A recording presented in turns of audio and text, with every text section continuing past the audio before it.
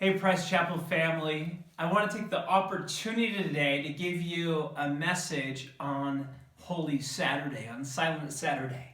Every year we get to have a Good Friday service, and then we do Easter Sunday, but I never get to do Silent Saturday. And since all of church is pretty much online right now, I can make videos whenever I want. I can upload them, as many as I want. Hopefully I'm not overwhelming your feed, but I want to talk to you about what happened in between Good Friday and Easter Sunday, because we never talk about it. And I don't remember any kids' lessons in the church growing up on what happened when Jesus was in the tomb. What was he doing? Was he just taking a long nap? What was he doing? And so we call this Silent Saturday, or the harrowing of hell. And the Apostles' Creed says it like this. It says that after he was crucified, he was buried, and then he descended into hell before he was raised from the grave. So he's crucified, he's buried, he descends into hell, or Hades, the holding place of the dead, and then he's resurrected. That's what the Apostles' Creed teaches us. But does the New Testament teach this?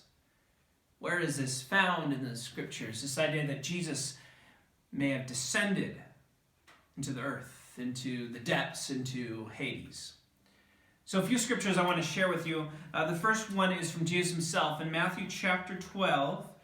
And Jesus is speaking to people and saying, the only sign I'm going to give you, they want him to do more signs. They want him to do more miracles. He says, the sign I'm going to give you is the sign of Jonah.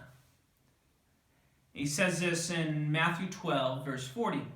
For as Jonah was 3 days and 3 nights in the belly of a huge fish, so the Son of Man will be 3 days and 3 nights in the heart of the earth. And so Jesus seems to say he's going to be down in the heart of the earth on Silent Saturday.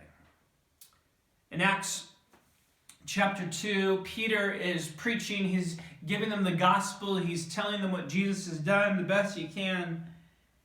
And he quotes from David about Jesus, about what happened after he was crucified on the cross. And he says in this, Acts 2:27, because you will not abandon me to the realm of the dead, nor will you let your Holy One see decay. This idea that Jesus was not abandoned to the realm of the dead. In verse 31, he says this, Peter says, seeing what was to come, he spoke, and he's speaking of David, of the resurrection of the Messiah, that he was not abandoned to the realm of the dead, nor did his body see decay.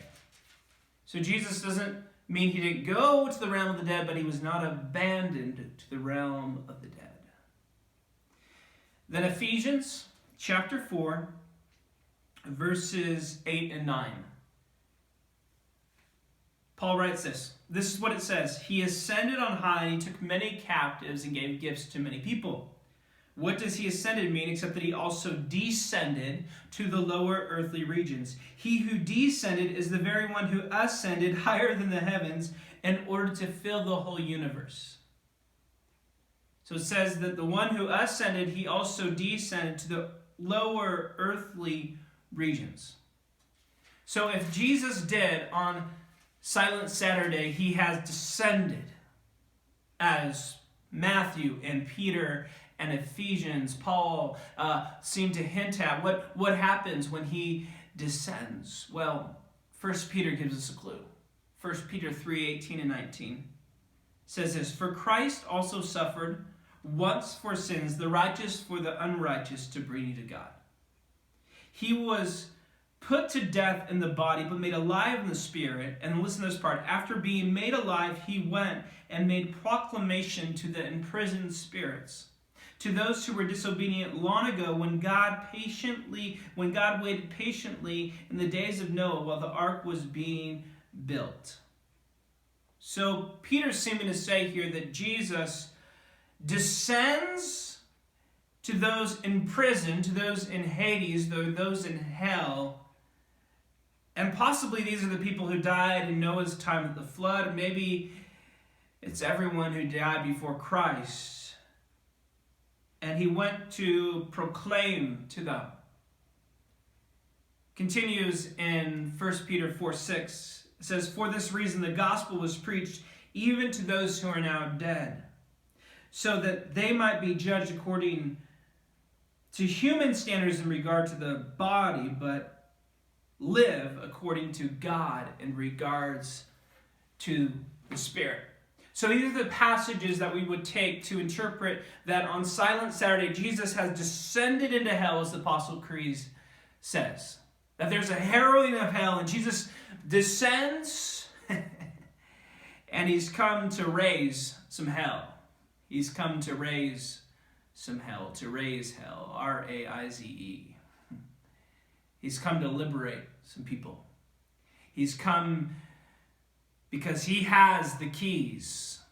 He's won back the authority over all life and death. He's come to take what Satan believes it is and say, no, I am the resurrection and the life.